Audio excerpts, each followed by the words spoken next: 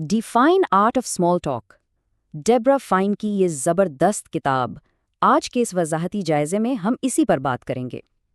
अक्सर हम सब यही सोचते हैं ना कि ज़बरदस्त गुफ्तगू करने वाले यानी महफिल लूट लेने वाले लोग शायद पैदाइशी तौर पर ही कोई ख़ास टैलेंट लेकर आते हैं। हकीकत इसके बिल्कुल बरक्स है। मुअस्सर और दिलकश गुफ्तगू दरअसल एक ऐसी महारत है जिसे कोई भी इंसान सीख सकता है। ये कोई जादू की छड़ी नहीं है, बल्कि एक बाकायदा फ़न है।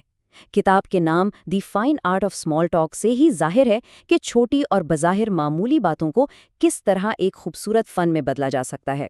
तो आज हम इन तमाम राजों से पर्दा उठाएंगे और देखेंगे कि कैसे एक छोटी सी बातचीत इंसान के लिए कामयाबी और बेहतरीन ताल्लुकात के दरवाजे खोल सकती है। आगे बढ़ने से पहले ज़रा एक नज़र डालते हैं कि आज हम किन अहम नुकात को समझेंगे। छोटी गुफ्तगू की ताकत, फिर ये कि एतमाद मश्क से कैसे आता है, ताल्लुक़ बनाने के उसूल क्या हैं, सच्चा सुनने का फ़न क्या है, और आखिर में गुफ्तगू की रुकावटों को कैसे उबूर किया जाए। तो ये एक मुकम्मल सफ़र है जो माइंडसेट बदलने से लेकर अमली खामियों को दूर करने तक जाता है। चलें शुरू करते हैं। सबसे पहला और अहम नुक्ता, छोटी गुफ्तगू की ताकत, जिसे अजीम रिश्तों का बीज भी कहा जा सकता है। हम में से बहुत से लोग रोजमर्रा के इन छोटी बातों को महज वक्त का ज़िया समझते हैं, राइट?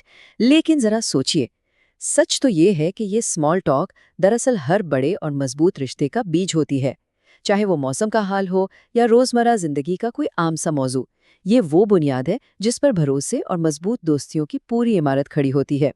कोई भी गहरा ताल्लुक अचानक आसमान से नहीं टपकता, बल्कि उसकी शुरुआत बिल्कुल ऐसी ही एक सादा सी बातचीत से होती है। डेब्रा फाइन का एक निहायत शानदार इक़्तिबास है जो इस पूरी किताब का निचोड़ है। वो कहती हैं, गुफ्तगू सिर्फ अल्फाज बोलने का नाम नहीं, बल्कि ये दूसरों को अहम महसूस करवाने का हुनर है। इंसानी याददाश्त का वाकई एक अजीब सा पहलू है कि लोग कभी भी इन ऐन अल्फाज को याद नहीं रखते जो कहे गए हों, लेकिन वो उस एहसास को जिंदगी भर नहीं भूलते जो इन अल्फाज ने उनके दिल में पैदा किया होता है।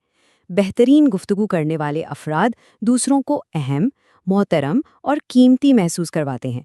यानी असल कमाल अल्फाज की जगलरी में नहीं है, बल्कि जज्बे की सच्चाई में है। अब जरा इस पहलू पर गौर करें। जब इंसान बिला वजह खामोश रहता है तो ये खामोशी अक्सर फासले और गलत फहमियां पैदा करने लगती है। लोग इस खामोशी को तकब्बुर या शायद बेरुखी समझ सकते हैं, लेकिन दूसरी तरफ एक मुख्तसर सी गुफ्तगू, एक सादा सा सलाम दिलों को किस तरह करीब ले आता है। हर गहरी दोस्ती की इब्तिदा वाकई एक इंतहाई बुनियादी और आम से जुमले से ही होती है। ये बात बिल्कुल वाज़ह कर देती है कि बातचीत में पहल करना कितना ज़रूरी है। अब आते हैं दूसरे हिस्से की तरफ। एतमाद मश्क से आता है, यानी अपनी गुफ्तगू के मसल्स को मजबूत बनाना। ये गलतफहमी दूर करना बहुत ज़रूरी है कि कुछ लोग बस पैदाइशी बातूनी होते हैं। बिल्कुल नहीं। दुनिया के बेहतरीन और पुरएतमाद मुकर्ररीन जिन्होंने बड़ी बड़ी महफिलें लूटी हैं, उन्होंने भी इब्तिदा में गलतियां की हैं और वो भी घबराहट का शिकार हुए हैं। एतमाद अचानक कहीं से नाजिल नहीं होता, बल्कि ये मुसलसल लगातार मश्क से पैदा होता है। बिल्कुल वैसे ही जैसे इंसान जिस्मानी वर्जिश से पट्टे मजबूत करता है, गुफ्तगू की महारत भी बाकायदा प्रैक्टिस मांगती है। तो प्रैक्टिस कैसे की जाए? अमली तौर पर शुरुआत के लिए ये 3 कदमे खाका बहुत ज़बरदस्त और कारआमद है। किसी अजनबी के साथ फ़ौरन लंबी बहस में पड़ने के बजाय बहुत छोटी सतह से शुरुआत करनी चाहिए। पहला कदम, किसी दुकानदार से मुख्तसर सी बात कर लें। दूसरा कदम, अपने काम की जगह पर या किसी भी जगह अपने किसी साथी को मुस्कुराकर सलाम कह दें। और तीसरा कदम, रोज़मर्रा की आम गुफ्तगू का हिस्सा बने। ये छोटे छोटे कम दबाव वाले लम्हात इंसान के अंदर की हिचकिचाहट को आहिस्ता आहिस्ता बिल्कुल ख़त्म कर देते हैं। ये बात वाकई एक बहुत बड़ी तसल्ली देती है कि गुफ्तगू महज एक महारत है, और किसी भी दूसरी महारत की तरह जब हम इसे बार बार दोहराते हैं तो अंदर का डर खुद ब खुद हवा हो जाता है। यही छोटी छोटी शुरुआत मिलकर एक बहुत बड़े एतमाद को जन्म देती हैं। अगर नए लोगों से बात करते हुए घबराहट होती है तो उसका हल खामोशी इख्तियार कर लेना हरगिज़ नहीं है, बल्कि उसका हल मुसलसल छोटे पैमाने पर बातचीत की मश्क करते रहना है।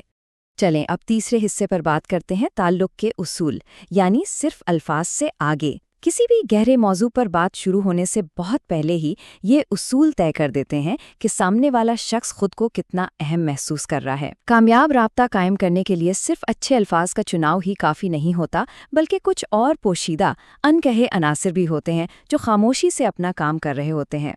और इन्हीं अनासिर में सबसे नुमायां है नाम की ताकत। ये इंतहाई हैरानकुन चीज़ है।